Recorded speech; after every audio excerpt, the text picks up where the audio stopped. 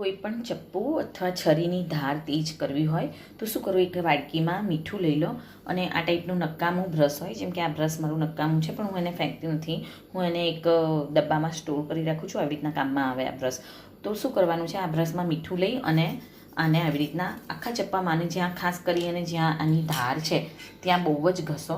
તમે જોઈ શકો છો કે મેં ઘસી લીધું છે 1-2 વાર અને પછી હું તમને બતાવી રહી છું. મેં નીચે જ આવી રીતના અને સરસ રીતના ઘસી દીધું. ધાર ઉપર આ જે મીઠાવાળું કરી અને સરસ રીતના એકદમ ઘસી લો, બરાબર ઘસી લો. તમે 1 થી 2 મિનિટ આપશો, ઘસશો તમે, તો જે આ તમારી ધાર છે, ચપ્પાની ધાર છે, એકદમ ચમકતી બનશે અને એકદમ જેટલું પહેલાં કટ થતું હતું એના કરતાં સરસ સમારાશે.